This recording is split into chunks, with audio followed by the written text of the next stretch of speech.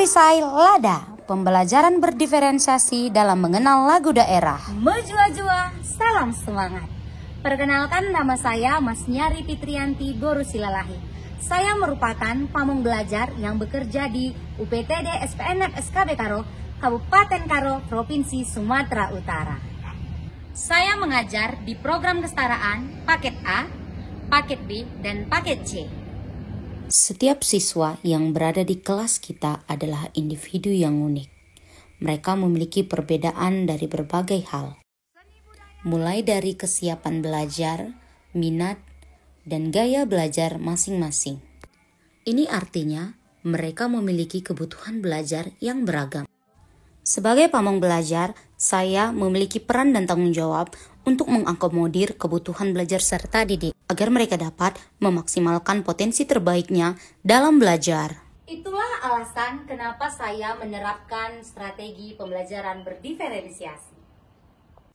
Langkah pertama yang saya lakukan adalah melaksanakan asesmen diagnostik awal untuk memetakan kebutuhan peserta didik. Asesmen ini saya lakukan dengan 2 tahap. Tahap pertama, saya melakukan asesmen diagnostik kognitif dengan menggunakan aplikasi Google Form yang memudahkan saya mengetahui kondisi awal peserta didik terhadap materi lagu daerah. Tahap kedua yaitu saya melaksanakan asesmen diagnostik non-kognitif dengan melakukan wawancara singkat terhadap peserta didik untuk mengetahui minat, hobi, gaya belajar peserta didik. Langkah berikutnya, saya melakukan identifikasi terhadap hasil asesmen diagnostik kognitif yang sudah dilakukan sehingga diperoleh kondisi peserta didik sebagai berikut. Kategori belum paham 19%, kategori sedikit paham 52,4%, dan kategori paham sekali 26,6%. Selanjutnya, hasil asesmen non-kognitif menunjukkan 10 orang bergaya belajar visual, 6 orang bergaya kinestetik, dan 5 orang bergaya auditori. Saya juga berdiskusi dengan kepala SKB dan dengan rekan pamong belajar. Hasil asesmen ini kemudian saya gunakan dalam merancang proses pembelajaran yang berdiferensiasi. Menyiapkan media yang mengakomodir gaya belajar peserta didik juga sebagai dasar dalam pembagian kelompok peserta didik. Sebelum belajar, saya terlebih dahulu menyambut peserta didik di depan kelas dengan penuh kehangatan dan mengucapkan salam mejua-jua yang merupakan budaya lokal di Kabupaten Karo. Selamat pagi anak-anak. Kegiatan sebelum belajar diawali dengan mengucapkan salam dan berdoa. Baiklah anak-anak, sebelum kita belajar, ini siapa ini yang tidak hadir? Jeremy, Bu. Kemana jadi Merced? Katanya dia sakit, Bu. Oh, sakit. Apa kabar kamu, Nusantara? Baik, Bu. Baik. Saya juga melakukan ice breaking untuk melatih konsentrasi peserta didik. Anak-anak, gimana materi minggu lalu? Sudah paham semua? Saya menayangkan video dengan gaya belajar audio visual tentang keragaman lagu daerah di Indonesia.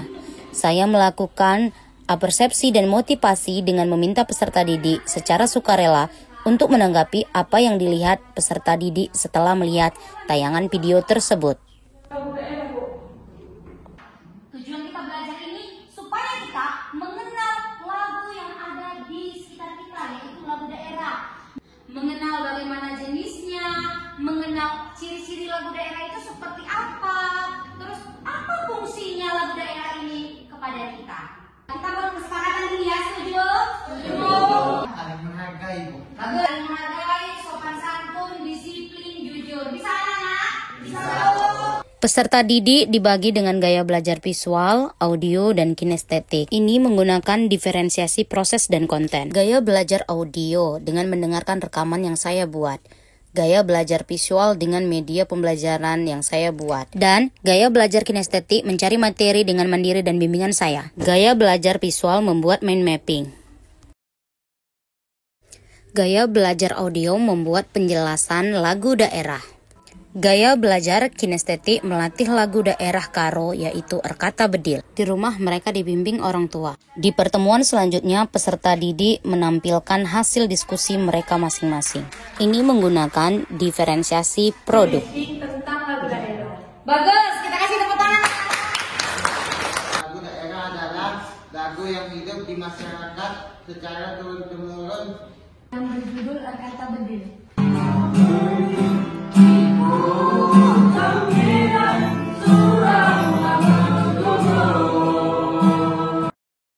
Saya juga menampilkan PowerPoint tentang lagu daerah dan video lagu daerah setempat, yaitu lagu Mejuah-Juah. Pamong Belajar juga memerintahkan peserta didik untuk menuliskan apa yang sudah dipahami dan yang belum dipahami tentang lagu daerah di akhir sesi diskusi dan pendalaman. Kita mendengarkan hasil diskusi kalian semuanya, bahwasanya kita harus ambil kesimpulan. Kesimpulan lagu daerah adalah lagu yang hidup secara turun-temurun, berkembang di suatu daerah tertentu, menggunakan bahasa daerah tertentu. Paham anak-anak? Paham. Pamong Belajar juga memberikan kuis kepada peserta didik yang bisa menjawab pertanyaan, diberikan hadiah oleh Pamong Belajar. Sebutkan 2 ciri-ciri dari lagu daerah. Siapa tahu? 1. Melodi dan irama sederhana. Ya. 2. Jarang diketahui penciptanya. Bagus, semangat dalam. Karena Helen bisa menjawab pertanyaan dari Ibu, kuis Ibu, Helen berhak mendapatkan hadiah. Ini Helen. Tangan dong, Helen. Pengertian dari lagu daerah, siapa? Bu, lagu daerah adalah lagu yang berasal dari daerah tertentu yang lagunya turun-menurun.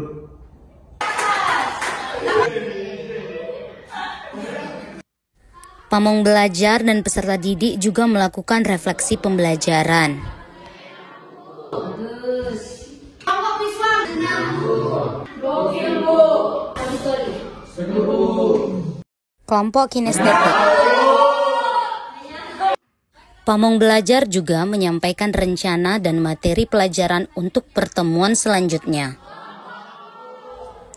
Dan menutup kegiatan pembelajaran dengan doa. Kita berdoa untuk agama kita masing-masing. Doa dimulai. Tetap jaga kesehatan dan rajin beribadah ya anak-anak. Selamat siang anak-anak. Siang, Bu. Dalam pembelajaran ini, kalian lebih aktif dan antusias. Karena proses pembelajarannya maupun tugas sesuai dengan gaya kami, yang pastinya menyenangkan dan dapat melestarikan budaya. Terima kasih Bu Masnyari. Saya orang tua peserta didik merasa sangat senang melihat anak-anak saya lebih semangat untuk belajar. Pembelajaran berdiferensiasi bagi kami selaku Pamong Belajar, selaku tenaga pendidik di kelas, memudahkan kami, membantu kami dalam mengajar di kelas. Pamong Belajar inovatif, Pamong Belajar hebat. Saya Kepala UPTD SPN FSKB Karo, Ibu Fatimah Syam, sangat mengapresiasi apa yang diangkat oleh Ibu Masnyari dalam Lomba Jambore GTK mengenai pembelajaran berdiferensiasi, mana pelajaran ini sangatlah memotivasi atau memenuhi kebutuhan belajar peserta didik khususnya di SKB Karo. Pembelajaran berdiferensiasi membuat peserta didik termotivasi untuk belajar lebih semangat. Sejatinya, pembelajaran berdiferensiasi dapat mengakomodir segala kebutuhan peserta didik yang beragam, sehingga mampu menciptakan pembelajaran bermakna dan menyenangkan bagi peserta didik. Jalan-jalan ke kota Brastagi. Jangan lupa membeli stroberi.